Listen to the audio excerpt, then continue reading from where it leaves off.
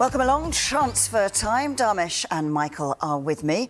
Darms, let's start at Manchester United. Tell us about this exodus.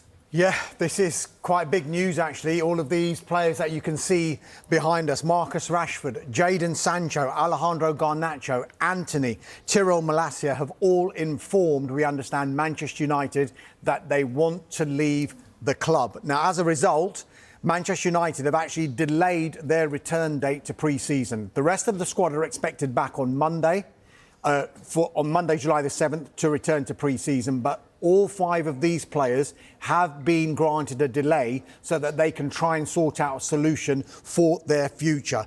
If their futures are not resolved in that period, then they will return to Carrington, to the Manchester United training ground. Not necessarily, it should be said, to reintegrate themselves into the first team squad, though we can't rule that out, but it is to use the facilities and use the medical facilities and any remote facilities that they have that all the squad would be able to enjoy anyway. But as it stands, those 5 players, Rashford, Sancho, Garnacho, Antony, Malacia, have all made it clear to Manchester United of their wish and their desire to leave Old Trafford.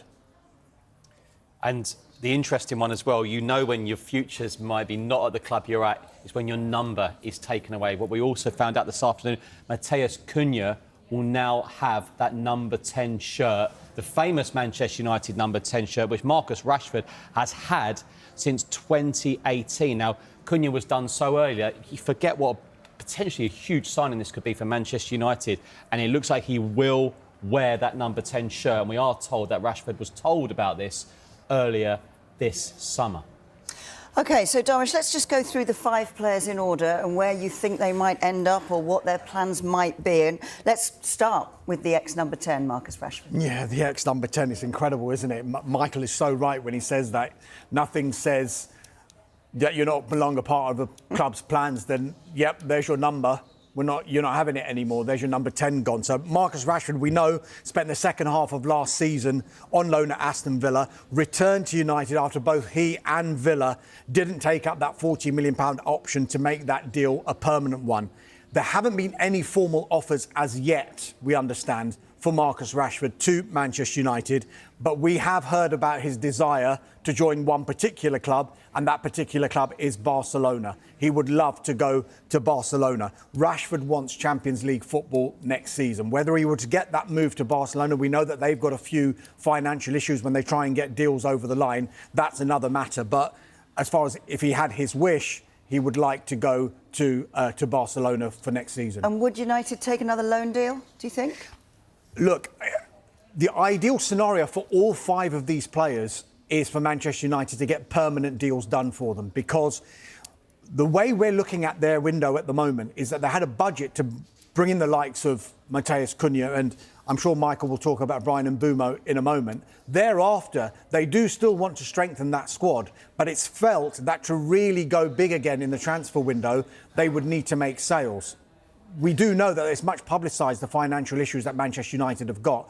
If they were to sell all 5 of these players, you would expect Manchester United to be able to get between 125 to 150 million pounds. Not if people know there's a fire sale. But also, it's easier said than done trying to get permanent deals done because, and we mentioned Rashford in particular, his wages are really high. So would Manchester United have to entertain another loan move for Marcus Rashford and then maybe contribute to Marcus Rashford's wages for wherever he goes? Not an ideal scenario. They do want to do permanent deals for these players, but if there's a situation where they can get 2 out or 3 out of the door on permanent deals, there's still that option that a loan deal could be done for 1 or 2 of the others. OK, so Jadon Sancho, another one. Chelsea didn't take up the option to take him.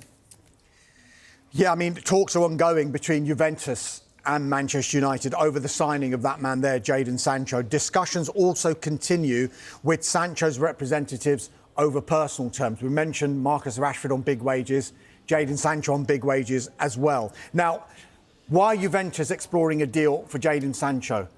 Well, one of the big reasons is they haven't been able to secure a permanent deal for Francisco Conceição. They had him on loan from Porto for the entire season last season, but it was a straight season-long loan.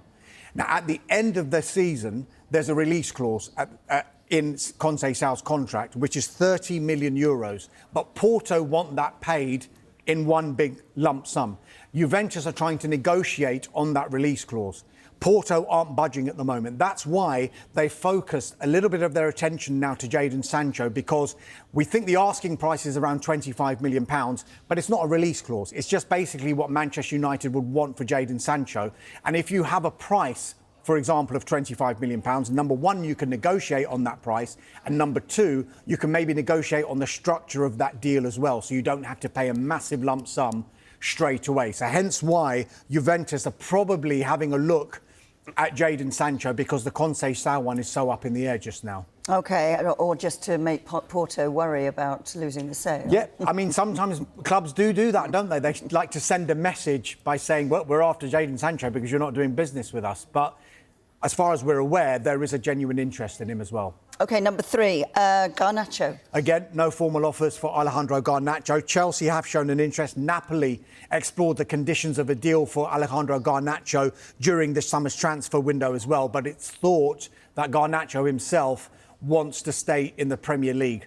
He didn't do himself any favours with regard to his Manchester United future, particularly after the Europa League final. He was on the bench and then he complained via social media, well, look, I played most of these games and I'm now getting 20 minutes in the final. Wasn't pleased, but the person who wasn't pleased most of all was Ruben Amorim, and I think that might have been the straw that broke the camel's back as far as Garnacho's future goes at United. It's also a bit of a red flag for clubs that are looking at buying him, isn't it? That sort of attitude. Possibly, but then sometimes is it a situation where a club, where a player just needs a different environment because it's simply not working? He's clearly a talented player, and he's shown he's a talented player at Manchester United. It's just, at this stage of his career, it's just not working out with him at United just now. Antony is another one for whom it's just not worked out since he had that trouble off the pitch, particularly. Yeah, so Real Betis doing all they can to sign Antony. He had a successful loan spell there last season, of course. 9 goals in 24 starts. The asking price here appears to be the stumbling block here. We think that Manchester United would want in excess of 25 or 30 million pounds. Whether Real Betis can afford that is another matter. Como have shown an interest in Antony in this transfer window, but Antony has made it clear that his preference is to go back to Real Betis because they took the chance on him. The relationship with him, the fans and the players is fantastic, and he really does want to go back there. Bayer Leverkusen, another one to watch. They've shown a tentative interest as well. Who's their manager? Erik ten Hag, who brought Antony from Ajax to Manchester United. Erik ten Hag, who managed Antony at Ajax. Erik ten Hag. So you can see why that one fits.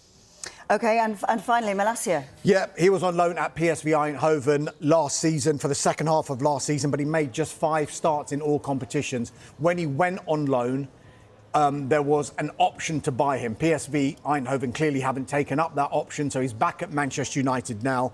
I think he's got a year left on his contract, but United have an option for a further year. So probably this is the summer to try and do business.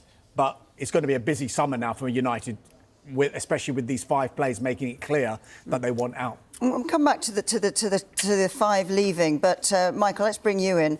What about Mbeumo and coming in? Where are we on that now?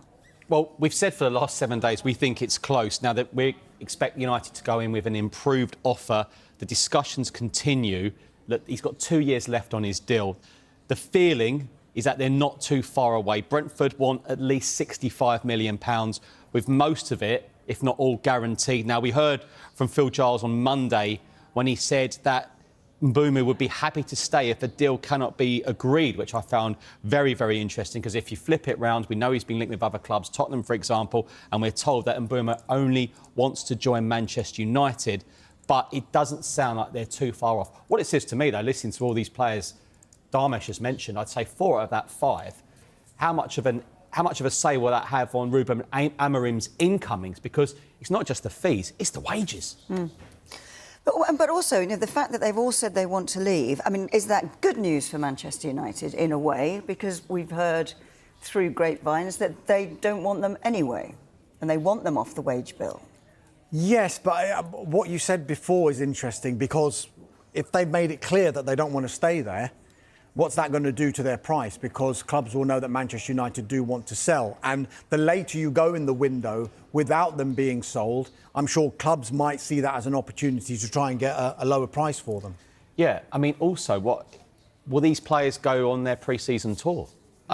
Because that's when they're away for 2 to 3 weeks abroad. I think United are in this summer series, so that intrigues me. Or will they stay behind, play in the under-21s, localised games? So, yeah, loads to work out in such a short space of time.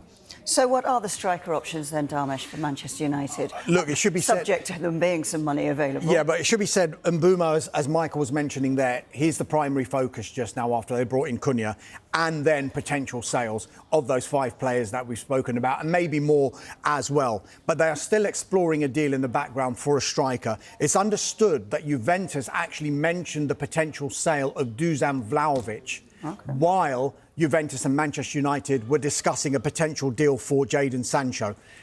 Let's be clear about this. Juventus are desperate to sell Vlahovic. He's into the final year of his contract now, and he is on absolutely massive wages. I spoke to Gianluca Di Marzio earlier on today, and he said that he's on 12 million euros net a year, which is good money if you can get it.